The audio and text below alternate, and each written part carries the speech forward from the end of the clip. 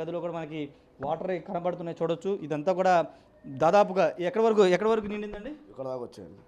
అక్కడ వరకు వచ్చినాయి అంటే వాటర్. ఎక్కడికి వెళ్ళారు మీరు? ఆ వరద వచ్చిన పైకి వెళ్ళారు? మేము పైకి వెళ్ళామండి. అప్పుడు అనుకోకుండా 2 గంటలలో వరద బాగా పెరిగిపోయింది. ఏం చేయాలో మాకు తెలియక మేము పైకి వెళ్ళిపోయాము. చాలామంది ఎల్లగల్లి వాళ్ళంతా వెళ్ళిపోయారు. మేము వెళ్ళాక పిల్లలతో ఇక్కడ ఉండిపోయాము. అది ఆదివారం నుంచి కరెంట్ ఏం లేవండి. బాగా ఇబ్బంది పడ్డాం. ఒక 2 రోజుల వరకే అందించాల. 3 రోజులు జనాలు పర్వాలేదు బాగానే సర్వీస్ చేశారు. కొంచెం ఇబ్బంది లేకుండా ఉంది. అదే కొంచెం జనాలు చూసి కొంచెం సాయం చేస్తే బాగుంటుందని కోరుకుంటున్నాం అండి. అంటే ఎలాగ ఇప్పుడు వరద రావడం ఒక ఎత్తు అయితే ఇప్పుడు మీ సామాన్లన్నీ మునిగిపోయాయి, పనికొచ్చే ఉన్నాయన్నీ? ఇందులో పనికొచ్చే ఏం లేవండి. చాలా వరకు సామాన్లు అంట్లు అవన్నీ కొట్టుకెళ్ళిపోయాయి. మంచాలు గించాలు కొంచెం బరువైన ఇక్కడ తేలి ఉన్నాయండి. ఇంకా ఈ పనికొచ్చే ఏ వస్తువు లేదు. వరదకు మొత్తం కొట్టుకెళ్ళిపోయాయి. ఎందుకంటే మనిషికే 7 అడుగు మాకే పేకల వద్దాకా వచ్చింది. ఇంట్లోనే పేకల వద్దాకా వచ్చింది. ఆదివారం ఒక వస్తువు కూడా అయితే మిగలలేదు. ఇవి మిగిలిన ఇయేనండి.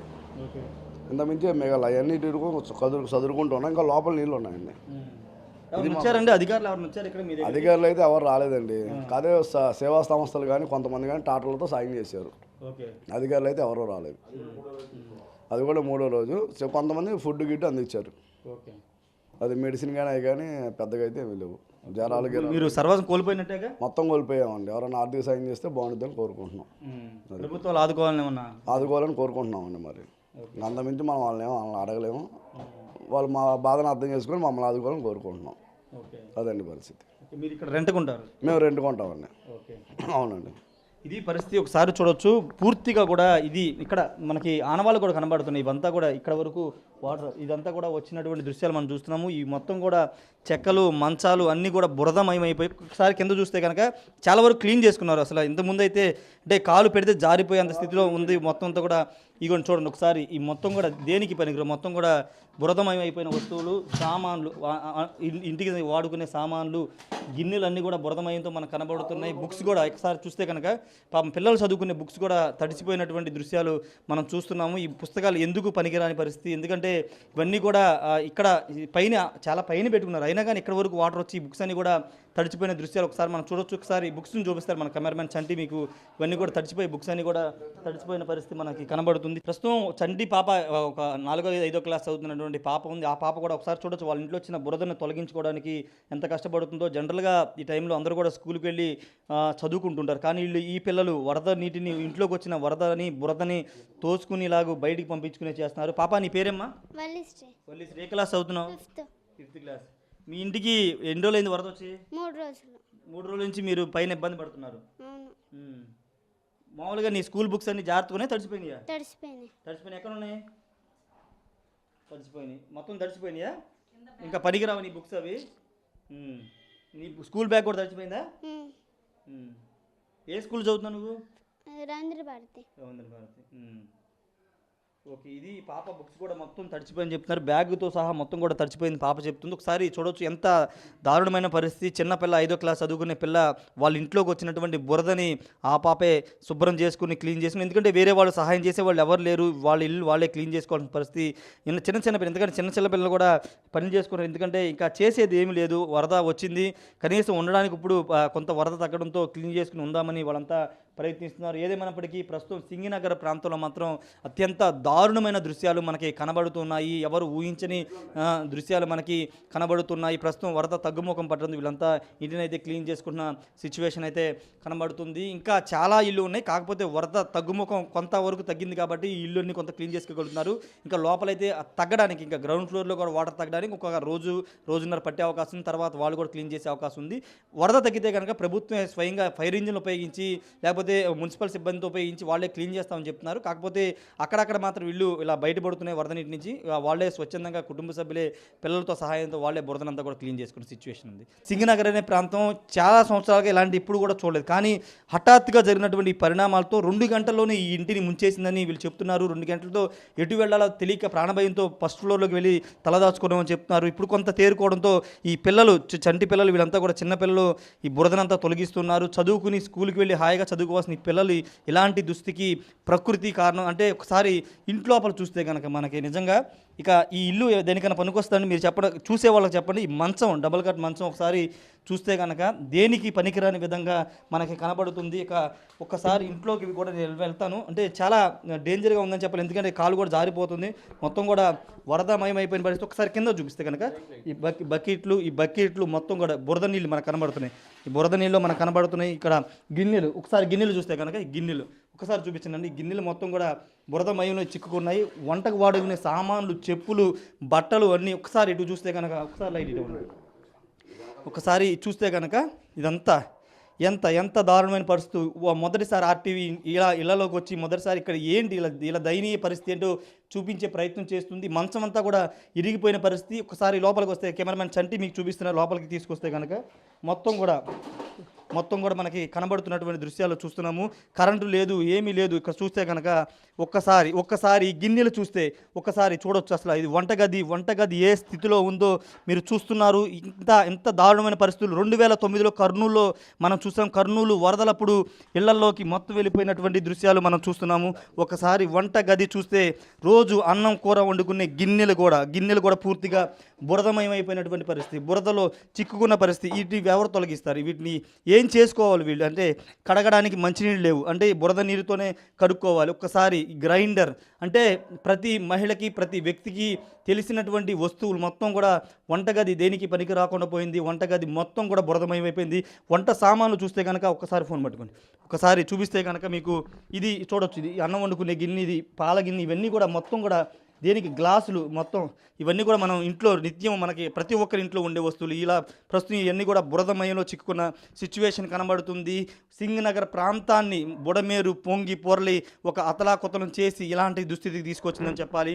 ఒకసారి లోపలికి వస్తే కనుక లోపలికి మొత్తం కూడా బురదమయం అయిపోయినటువంటి దృశ్యాలు మనం చూస్తున్నాము.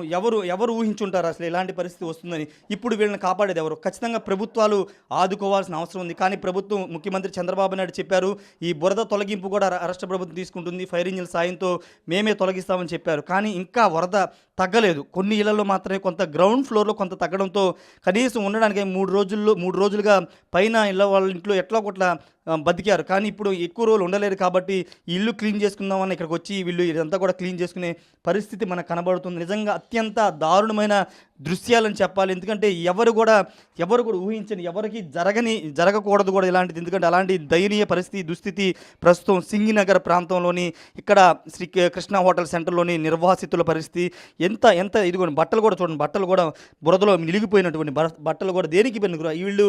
అంటే ఇది ఎట్లా చెప్పాలంటే నడి రోడ్డు మీద కట్టు బట్టలతో నడి రోడ్డు మీద పడతారనే పదం వాడతాం కదా, ఖచ్చితంగా అలాంటి పదం ఇక్కడ వాడాల్సిన అవసరం ఉంది. ఎందుకంటే వస్తువులు పనికిరావు, బట్టలు లేవు, మంచం లేదు, ఫ్యాన్ లేదు, మొత్తం అన్నీ కూడా బురదమయమైపోయి నీటిలో మునిగి పనికొస్తాయి లేదు. ఇక్కడ ఒకసారి మనకి గ్రైండర్ చూస్తే కనుక ఈ గ్రైండర్ నీటిలో నానిపోయి ఉంది, బురద పట్టింది. దీనికి అంటే రిపేర్ చేయిస్తే పనికొస్తలే తెలియదు. కానీ ఈ వస్తువుల విలువ ఎలాగూ కష్టపడి ఇక్కడ ఉండేది రెంట్కుంటున్నారు, కష్టపడి రూపాయి కూడబెట్టుకుని వీళ్ళు సంపాదించుకునే ఎక్కువ కూడా చాలామంది సింగనగర్ పరిస్థితి ప్రాంతాల్లో చాలామంది రెంట్లకే ఉంటారు, రోజువారీ జీవనం మీద ఆధారపడి ఉంటారు. అలాంటి వారి ఇళ్లలో ఇలాంటి దుస్థితి చూస్తే ఏమని చెప్తాం? ఇంకా వాళ్ళ దయనీయ పరిస్థితి ఏమని చెప్తాం? బట్టలు మొత్తం కూడా నీట మునిగినటువంటి దృశ్యాలు మనం చూస్తాం. ఆర్టీవీ మీకు ఎక్కువ ఉన్నటువంటి వాస్తవ పరిస్థితులు ప్రపంచానికి చూపించడానికి మాత్రమే ఇక్కడికి వచ్చింది. దీన్ని టీఆర్పీ రేటింగ్ కోసం కాదు. ఇక్కడ ఉన్న వాస్తవ పరిస్థితులను చూపిస్తే అధికార యంత్రాంగం ఇక్కడికి వస్తుంది, వీళ్ళని కనీసం ఆదుకుంటుందనే ఉద్దేశంతో మాత్రమే ఇక్కడికి రావడం జరిగింది. ఒక్కసారి మొత్తం కూడా అయినటువంటి దృశ్యాలు మనం చూస్తున్నాము. ఒక విపత్తు వస్తే అంటే ఇంతకుముందు మనం మాట్లాడుకున్నాం 2009లో కర్నూలులో వరద వచ్చినప్పుడు 10 రోజుల పాటు ఎలా అంటే ఇళ్లలోకి వెళ్ళిపోయి ఇళ్లలో బురద నీరు ఏ విధంగా పెరిగిపోయిందో మనం చూసాం. ఇప్పుడు అలాంటి పరిస్థితి ప్రస్తుతం మనకు కనబడుతుంది. బీరువాలో కూడా వెళ్ళని వాటర్ ఒకసారి బీరువాలో కూడా చూస్తే కనుక మనకి బీరువాలో కూడా మనం చూడొచ్చు. బీరువాకు సంబంధం ఒక్కసారి ఇటు జరపండి. బీరువా కూడా తడిచిపోయింది. బీరువాలో ప్రస్తుతం వస్తువులు ఏమి లేవు, కానీ బీరువా మొత్తం కూడా తడిచిపోయినటువంటి దృశ్యాలు. బురద ఉంది చూడండి, బీరువాలో కూడా బురద మొత్తం కూడా బీరువాలో ఉన్నటువంటి దృశ్యాలు మీరు చూస్తున్నారు. ఇక ఇంకా వీళ్ళు ఎన్ని రోజులు కష్టపడితే వీటిని కొనుక్కోగలరు, ఎన్ని రోజులు డబ్బు కూడబెట్టి వీటిని కొనుక్కోగలరు, ఈ మంచం ఇరిగిపోయిన మంచం కానీ బురద భయం అయిపోయిన మంచం కానీ ఎన్ని రోజులు పడుతుందని మనం ఏం చెప్పగలం. ఖచ్చితంగా ఇలాంటి ఈ మనిషి కూడా చూడండి బురదలో ఉన్నారు. ఒకసారి ఈ మనిషి షర్టు మొత్తం కూడా బురద అయిపోయింది, ఎందుకంటే ఉదయం నుంచి కష్టపడుతున్నారు, బురదను తొలగించుకుని ఎట్లాగొట్లా ఉందాము అని ప్రయత్నిస్తున్నా వీళ్ళ వల్ల కావట్లేదు. ఏదో ఒక సహాయం వచ్చి ఎవరైనా చేస్తే వీళ్ళు కూడా కొంత తేరుకునే అవకాశం అయితే కనబడుతుంది. కొంత ఖచ్చితంగా ప్రభుత్వం అయితే చెప్పింది కానీ కొంచెం వేగంగా స్పందిస్తే బాగుంటుందని వీళ్ళు చెప్తున్నారు. నిన్న నుంచి ఫుడ్ ప్యాకెట్లు అవి కూడా అందుతున్నాయని చెప్తున్నారు. ఏదేమైనప్పటికీ బురదతో కూడినటువంటి మొత్తం కూడా బురదతో కూడుకున్నటువంటి వాతావరణం మనకు కనబడుతుంది. ఇంకా చాలా చాలా ఇళ్ళు, వందల సంఖ్యలో వేల సంఖ్యలో ఇళ్ళు ఇంకా నీటిలో ఉన్నాయి. ఆ నీరు వెళ్ళిపోయిన తర్వాత మీకు చూపించాను కదా, ఇలాంటి బురద పరిస్థితులే ప్రతి ఇంట్లో మనకు ఉంటాయి.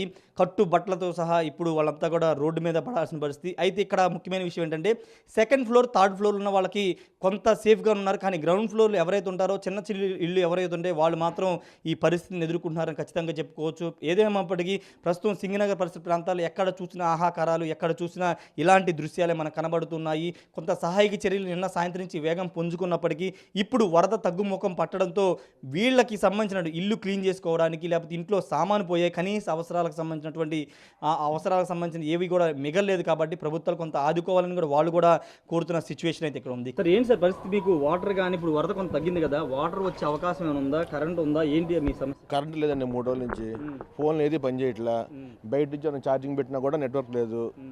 మాకు ఈ 6 అడుగులు వాటర్ వచ్చింది, ఎవరి కాళ్ళు సామానం తీసుకొని పైకి వెళ్ళామో. కానీ ఇక్కడ మెయిన్ ప్రాబ్లం ఏంటంటే నీళ్లు తగ్గినా కూడా పై పోర్షన్లో కానీ ఎక్కడా కూడా నీళ్లు రావు, వాటర్ వాళ్ళు వదిలినా కూడా రావు. ఎందుకని అంటారంటే ఏ మోటార్ సరే ఈ హైట్లో ఉంటుంది, కింద వరకు ఉంటుంది. ఎవరో కూడా మోటార్లు ఓపెన్ చేసి పైన సేఫ్ చేసుకోవాలా. మోటార్లు మొత్తం మునిగిపోయినాయి, ఇంతవరకు వచ్చింది మోటార్ మొత్తం మునిగిపోయినాయి. ఆ మోటార్లు పనిరావిక రిపేర్ చేసినా పనికిరావు, కొత్త కొనుక్కుంటవే. ఉన్న ప్రతి మోటార్ కూడా కొత్త కొనాల్సిందే. ఇక వారం పైన పడుద్ది. నీళ్లు తగ్గినా కూడా పైకి మొత్తం నీళ్లు రావు. అది ఇది మాత్రం అందరూ మర్చిపోయారు, మోటార్లు 3 సంగతి అందరూ మర్చిపోయారు. కరెంట్ ఆఫీస్లోకి వెళ్తే ఆ ట్రాన్స్ఫార్మర్ మునిగిపోయినాయి అంట, అది కూడా వారం పడద్దంట. బళ్ళు గీళ్ళు అన్నీ మొత్తం అన్నీ మునిగిపోయినాయి. మాది వాటర్ గేట్ అది చూసారా, బళ్ళన్నీ మునిగిపోయినాయి, బండ్లో పెట్రోల్ వెళ్ళిపోయింది. అవి రిపేర్లు అవ్వు. ఇప్పుడు మాకు పైగాపురం షాప్ ఉంది, బియ్యం కొట్టు దగ్గర 40 గంటలకు మునిగిపోయినాయి. అన్నీ మునిగిపోయినాయి. ఇక్కడ కాదు, పైగాపురం షాపు నా బియ్యం కొట్టు మొత్తం పోయినాయి. అవన్నీ కాళ్ళలో పోసేయడమే.